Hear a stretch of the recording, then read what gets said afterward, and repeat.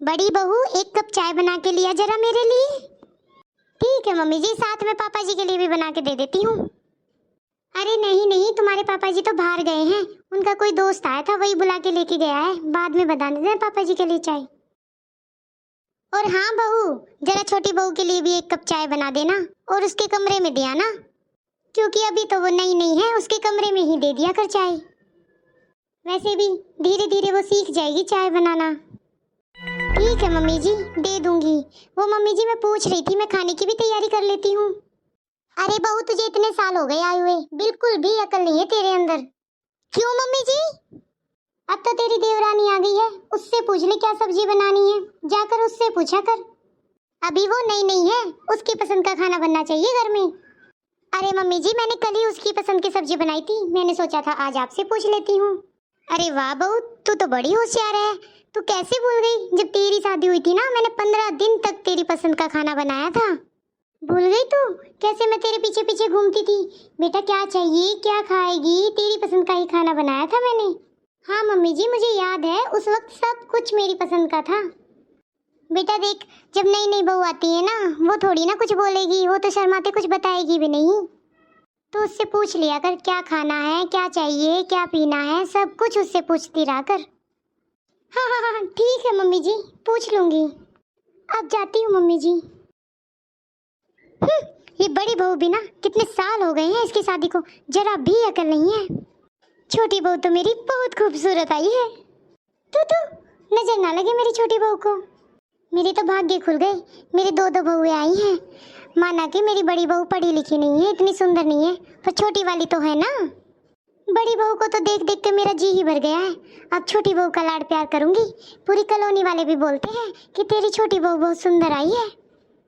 और ये तो सही बात है, छोटी बहू को पसंद जो मैंने किया था, और मेरी पसंद तो हटकर है ही। बड़ी बहू को तो मेरे जेठ ने पसंद किया था। हाँ हाँ, वो भी ठीक ही है, पर छोटी बहू की बराबरी नहीं कर सकती। चलो, सब कुछ पैक कर दिया। हे भगवान, 15 दिन हो गए हैं, मैं तो परेशान हो गई हूँ भारी भारी साड़ियाँ और ज्वेलरी पहन पहन के। पता नहीं कैसे संभालती है मेरी जिठानी और सास ये साड़ी और ज्वेलरी को। मैं तो परेशान ही हो गई हूँ इन्हें पहन पहन के। आज तो मैंने सब कुछ पैक कर दिया। अरे रजनी, ले चाय पी ले, तेरे लिए भी चाय लेके आई हूँ मैं। अरे दीदी, थैंक यू। अरे रजनी, ये बैग किस लिए पैक कर रखा है? अरे दीदी, कुछ नहीं है इस बैग में, बस शादी की साड़ियाँ और ज्वेलरी रखी है मैंने तो। आप लोग पता नहीं कैसे पहन लेते हैं, मैं तो परेशान ही हो गई हूँ। अच्छा, ये कह रही थी रजनी, मैं शाम को सब्जी में क्या बनाऊं? अरे दीदी, बना लो जो भी अच्छा लगे। अरे नहीं, तुझे जो पसंद है वो बता। अरे दीदी, मेरा तो ना पकोड़े वाली कढ़ी खाने का बड़ा मन है, आप बना दोगी? बेसन है? अरे हाँ हाँ, सब है, और मैं तेरे लिए सब बना दूंगी। थैंक यू दीदी, आपने कल भी खाना बहुत अच्छा बनाया था। हाँ हाँ रजनी, मैं खाना बहुत अच्छा बनाती हूँ। ठीक दीदी, मुझे तो ये बताओ ना कि अच्छे अच्छे सूट कहाँ मिलते हैं इधर? अरे रजनी, यहाँ तो बहुत अच्छे अच्छे सूट मिलते हैं, पर तू सूट कहाँ पहनेगी? और तूने रूम के अंदर भी सूट पहना है? ठीक है, रूम के अंदर तो पहन लिया, लेकिन बाहर मत निकलना सूट पहन के। अरे दीदी, मैं तो सूट में ही कंफर्टेबल हूँ। पता नहीं आप लोग ये कैसे साड़ी पहन रहे हो, मम्मी जी और आप। पता नहीं कैसे ऐसे भारी साड़ी पहन पहन के घर में घूम लेते हो। और हाँ दीदी, 15 दिन से सर पर पल्लू रख रखे दीदी, मेरा तो सर ही फटा जा रहा है, बहुत सर दर्द हो रहा है मुझे। 15 दिन से तो ये मुंह देखने वाली औरतों ने तो मुझे परेशानी कर रखा था। चलो छोड़ो दीदी, मैंने तो सोच लिया है, आज के बाद से सिर्फ मैं सूट ही पहनूंगी। बहुत दिन हो गए मुझे ये साड़ियाँ पहनते पहनते। अरे पागल हो गई है क्या रजनी? ऐसे मम्मी जी ने देख लिया ना तो तुझे बहुत डांटेंगी। इधर बहुओं को सूट नहीं पहनने देते। अरे दीदी, ये कौन सी बात हुई? मेरी मर्जी मेरी पसंद, मैं जिस चीज में अब कंफर्टेबल रहूंगी वही पहनूंगी ना। और मम्मी जी क्यों डांटेंगी मुझे? मैं तो कहती हूँ दीदी, आप भी ये साड़ी मत पहना करो, और ना ही इतनी हैवी ज्वेलरी। मेरी तरह आप भी हल्के फुल्के कपड़े पहना करो। दीदी, आप कौन से जमाने में जी रहे हो? ये लंबी लंबी 6 मीटर की साड़ी, ये प्रॉपर ज्वेलरी पहनना। अरे रजनी, मैं कह रही हूँ ना, तुम भी चेंज कर लो। अगर मम्मी जी ने देख लिया ना गुस्सा करेंगी, क्योंकि यहाँ पर बहुओं को सूट पहनना अलाउड नहीं है। बेकार में तुझे डांट पड़ जाएगी। मैं नहीं चाहती कि तुझे डांट पड़े, अभी तेरी नई नई शादी हुई है। अरे दीदी, मुझे तो लगता है आप ही नहीं चाहती कि मैं सूट पहनूं। मम्मी जी तो मुझे ऐसे नहीं लगी। मम्मी जी ने तो कभी मुझे ऐसे नहीं बोला जैसे आप मुझे ताने दे रही हो। अरे रजनी, मुझे कोई फर्क नहीं पड़ता, तू कुछ भी पहन, मैं तो तेरी भलाई के लिए ही बोल रही थी। अभी 15 दिन ही हुए तुम्हारी शादी को, अभी मम्मी जी का रूप तुमने असली देखा ही नहीं है। मम्मी जी ने देख लिया ना तुझे सूट पहने हुए, तो देख लेना कैसा बरसेगी तेरे ऊपर। तुमने तो 15 दिन में ही सूट पहन लिया, मैंने तो 6 महीने बाद पूछा था मम्मी जी सूट पहन लूं, तो मम्मी जी ने कितना मुझे सुनाया था, बोला था कि तू ससुराल में सूट पहनेगी, तेरे ससुर होंगे, देवर होंगे, तुझे शर्म नहीं आएगी। क्या मम्मी जी ने ऐसे बोला था? हाँ हाँ रजनी, तभी बोल रही हूँ, साड़ी पहन ले, सूट को चेंज कर ले, वरना मम्मी जी की डांट बहुत भारी पड़ेगी। एक बार पड़ोस वाली आंटी आई थी और मेरे सर से थोड़ा सा पल्लू नीचे हो गया था, तो मम्मी जी ने इतना सुनाया था मुझे, बस पूछ ही मत। बहुत कुछ सुनाया था मम्मी जी ने मुझे, बोला था तेरे तो यही संस्कार हैं क्या, तेरी मम्मी पापा ने तुझे कुछ सिखाया या नहीं? क्या सच में? 2 दिन तक तो मैंने खाना भी नहीं खाया था और सूट का तो आज तक नाम ही नहीं लिया, वरना किसको पसंद है ये इतनी भारी भारी साड़ियाँ डेली में पहनना। और ये सर का पल्लू तो मेरे रूम में जाकर ही हटेगा, इसीलिए बोल रही हूँ रजनी, तुम भी चेंज कर लो, वरना मम्मी जी ने देख लिया ना, पता नहीं तुम्हें भी क्या क्या सुना देगी। बस भाभी बस करो, मुझे आपकी बात पर बिल्कुल भी विश्वास नहीं है।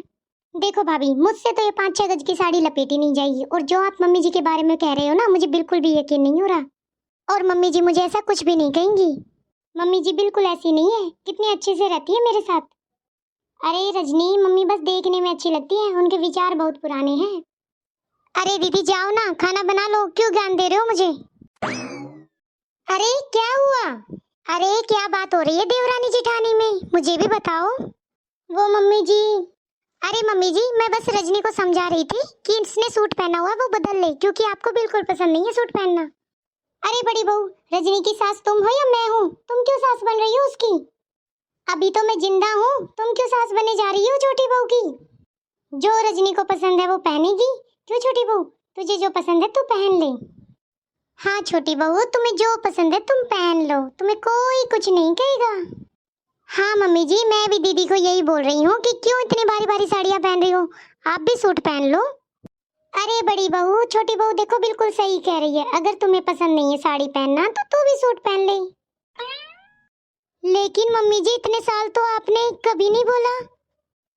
अरे बड़ी बहू, लेकिन कुछ नहीं है, जल्दी जाकर खाना बनाओ, सबको भूख लग रही है ना छोटी बहू? तुम्हें भी भूख लग रही होगी। चल बड़ी बहू, खाना बनाते हैं, चलो। हाँ दीदी, मम्मी जी सही बोल रही है, जाओ जाकर खाना बना लो आप भी। बड़ी बहू। हाँ मम्मी जी। बड़ी बहू, हो गई क्या खाने की तैयारी? हाँ मम्मी जी, बस कर रही हूँ। ला सब्जी वगैरह मुझे दे दे, काट देती हूँ। नहीं मम्मी जी, मैं कर लूंगी सब। तो बड़ी बहू, ऐसे मुंह क्यों लटकाया हुआ है तुमने? मम्मी जी, सुबह से बस मेरे मन में एक बात आ रही है, कहो तो पूछ लूं आपसे। अरे जो पूछना है पूछ ले, फिर रात को नींद नहीं आएगी। चल पूछ ले जो पूछना है। वो मम्मी जी, आज सुबह से सपना ने सूट पहन रखा था, मैंने उसको कहा था मम्मी जी को बिल्कुल पसंद नहीं है, और आपने आके झट से बोल दिया कोई बात नहीं, छोटी बहू को जो पसंद है उसे पहनने दे। और रजनी ने तो 15 दिन में ही सूट पहनना शुरू कर दिया, और मैंने तो आपसे 6 महीने बाद पूछा था, तब भी आपने मुझे सूट पहनने की परमिशन नहीं दी थी, और आपने उस टाइम झट से बोल दिया था तेरे घर वालों ने तुझे यही सिखाया है। और मैंने तो पूछा था मम्मी जी आपसे, तब भी आपने परमिशन नहीं दी थी, लेकिन रजनी ने तो आते ही सूट पहना और आपसे पूछा भी नहीं, और आपने उसे कुछ भी नहीं कहा। बड़ी बहू, तुम तो बड़ी तेज हो, मैंने तो तुम्हें सीधा साधा समझा था।